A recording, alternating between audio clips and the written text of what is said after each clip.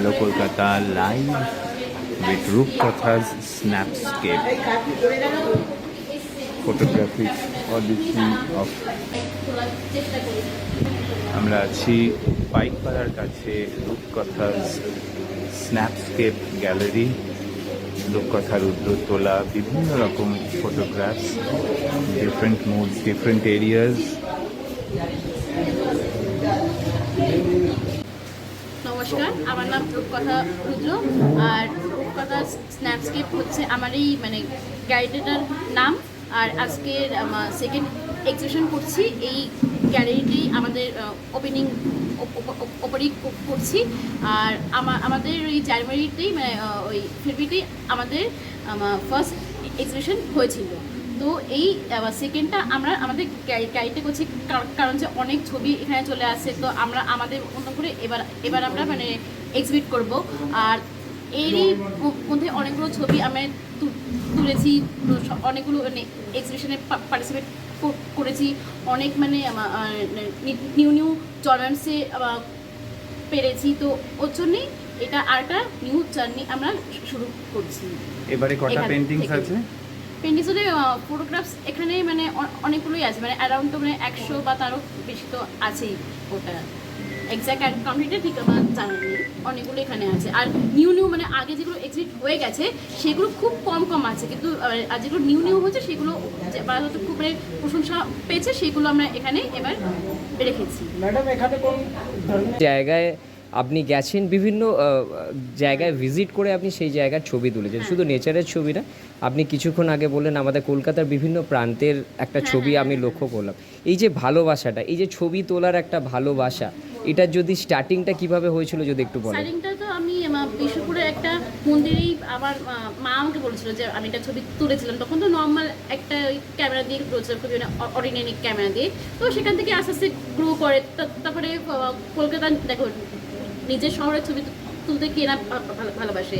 তো ধরো হাওড়া ব্রিজের ছবি তোলা হয়েছে, তো আরও কয়েকটা এরকম নানারকম তোলা হয়েছে।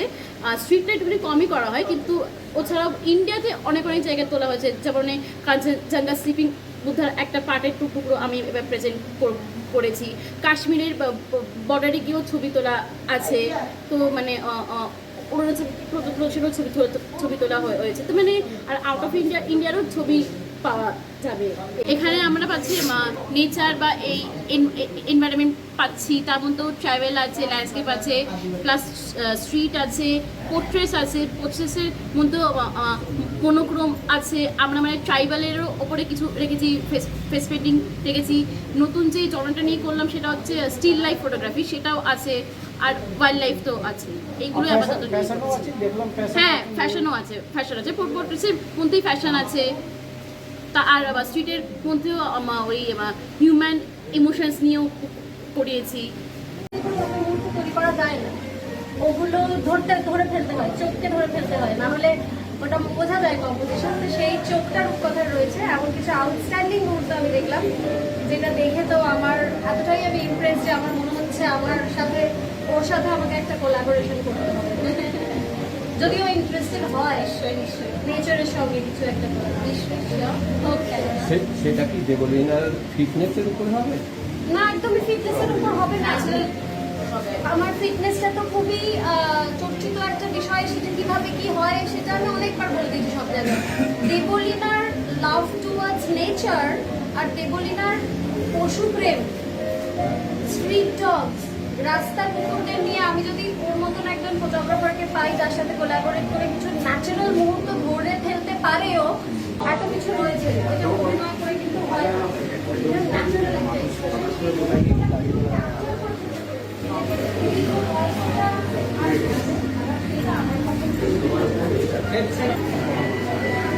আমরা পেয়ে গেছি রূপকথা রুদ্রর প্রাউড ফাদার। স্যার, আপনার নাম? আমার নাম প্রতীক রুদ্র। আচ্ছা, আপনার মেয়ে তো খুব ছোট বয়স থেকেই ফটোগ্রাফিতে তার একটা ন্যাক আছে, এবং তার একটা ফর্মাল সেকেন্ড এক্সিবিশন শুনলাম। তো কলকাতার বাইরেও কি আপনার মেয়েকে আপনি চাইবেন প্রমোট করতে এভাবে? ডেফিনেটলি, ও তো কলকাতার বাইরেও প্রচুর যায় এবং সেখানকার ছবি এখানে প্রচুর আছে। এক্সিবিশন ঘন করবে, এবং এক্সিবিশন করতে ওর তো এ মাসে সম্ভবত বম্বেতে একটা এক্সিবিশন আছে, এবং তাতে ওকে ইনভাইটও করেছে ওরা। ও আমি জানি না ও যেতে পারবে কি। Fantastic.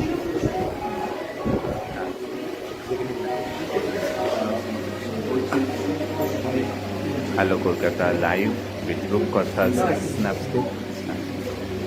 আমরা পেয়ে গেছি রূপকথার মাকে। ম্যাডাম আপনার নাম? নমস্কার, আমার নাম মীনাক্ষী রুদ্র। মীনাক্ষী রুদ্র। মীনাক্ষী ম্যাডাম, স্কুলে যখন পড়াশোনা শুরু করেছিল তখন থেকে কি রূপকথার এই ন্যাক টুয়ার্ডস ফটোগ্রাফি? হ্যাঁ, মানে অনেক ছোট তখন, পড়াশোনা শুরু করারও আগে। আমার প্রথম মনে আছে, ওর তখন বছর 5 বয়স, আমরা বিষ্ণুপুর বেড়াতে যাই। তখনও বিষ্ণুপুরের টেরাকোটা মন্দিরের যে ছবিগুলো তুলেছিল,